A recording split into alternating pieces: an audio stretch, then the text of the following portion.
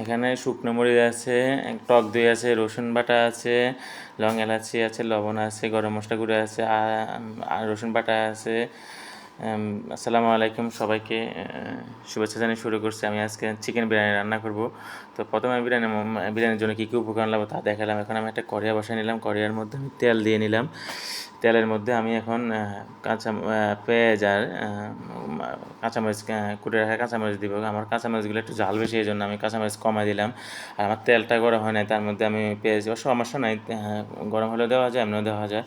আমি এখন আমার কাছে চামিচ আছে, খুন্তি আছে, আমি খুন্তিটা দিয়ে নাড়বো। এই যে আমি খুন্তিটা দিয়ে এখন একটু নেড়ে দেবো। নেড়ে দেওয়ার পরে দিয়ে আমি ভাজি হয়ে গেলে এর মধ্যে আমি রসুন বাটা দিব। যে আমি রসুন বাটা দিচ্ছি, রসুন বাটা আমি খুন্তি দিয়ে আমি চামিচ দিন দেওয়ার প্রয়োজন হয় না, কারণ আমি পরিমাণটা বুঝি, কারণ আমি অনেক রান্না করি, তো এই জন্য আমি পরিমাণটা বুঝি। রসুনটা দিয়ে দিলাম। রসুনটা দেওয়ার পরে দিয়ে আমি আদা দিব। এই যে আদা দিলাম, আর একটু আদা দিব, পরিমাণ মতো আদা দিয়ে আদা রসুনটা ভেজে নিলাম ভালো মতো তেলের মধ্যে। ভাজার পরে দিয়ে আমি এর মধ্যে গরম পানি দিয়ে দেব।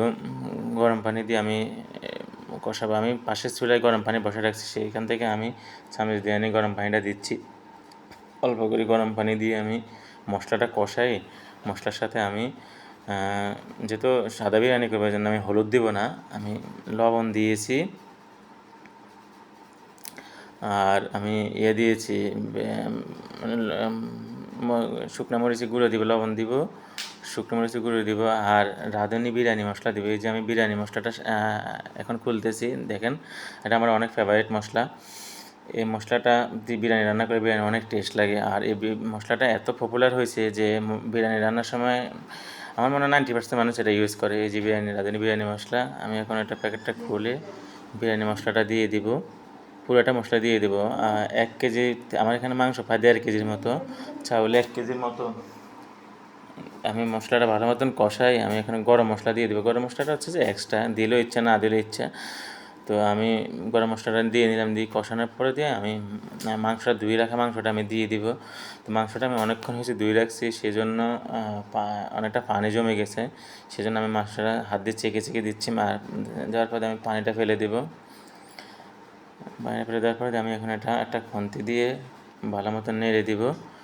নেড়ে দেওয়ার পরে দিয়ে আমি মাংসটা ভালো মতো মশলার সাথে মেশাবো। আমি এক্সট্রা পানি দিব না। আর আমি টক দই দিয়ে দিলাম। এক্সট্রা পানি দিব না, কারণ মাংস থেকে যে পানিটা উঠবে, পানিটা দিয়ে আমি কষাবো। আমি টক দই দিয়ে দিচ্ছি, আমি নিজে হাতে বানানো টক দই। টক দই দিয়ে দিলাম। আমার মাংস তো এটা হয়ে গেছে, মাংসটা কষানো হয়ে গেছে। এখন আমি বিরিয়ানির জন্য একটা পাতিল বসালাম। পাতিলটার মধ্যে আমি পরিমাণ মতো তেল দিয়ে দিলাম, সয়াবিন তেল। তেল দেওয়ার পরে আমি এর মধ্যে কিছু লং এলাচি দিলাম, এটা বিরিয়ানির সুবাসের জন্য। এটা দিলে ইচ্ছা, না দিলে ইচ্ছা, এটা যার ভালো লাগে সে দেয় আর কি। আমার ভালো লাগে এটা দিলে, আমি দিয়েছি। দেওয়ার পরে দিয়ে আমি একটু নেড়ে এর মধ্যে আমি এখন চালটা দিয়ে দিলাম। আমি চালটা আধা ঘন্টার মতন ভিজিয়ে রাখছি, 20 মিনিটের মতন ছেঁকে শুকিয়ে রাখছি। চালের সাথে আমি এখন 1 টেবিল চামচ পরিমাণ রসুন বাটা, 1 টেবিল চামচ পরিমাণ আদা বাটা দিয়ে দিব। চালটার সাথে আমি এটা ভাজলে বিরিয়ানি একটা ঝাঁঝালো ভাব আসে, সেই জন্য আমি এটা দিই। এটা আপনারা দিলেও ইচ্ছে, না দিলে ইচ্ছে, তবে আমি এটা দিই, আমার এটা ভালো লাগে দেওয়া। আমি এটা সবসময় দিই বিরিয়ানির সাথে। আর আমি বিরিয়ানি লাভার, আমি বিরিয়ানি খুব ভালোবাসি। এখন আমি একটা খুন্তি দিয়ে এটা ভালো মতো নেড়ে ভেজে নেব, চালগুলো ভেজে নেব এর সাথে। এখন আমার চালগুলো ভাজা হয়ে গেছে, ভালো মতো ভেজে নিলাম। এখন আমি এর মধ্যে গরম পানি দিয়ে দেবো। আমি আগে পানি গরম করে ফুটাই রাখছি, এখন আমি পানিটা দিয়ে দিলাম।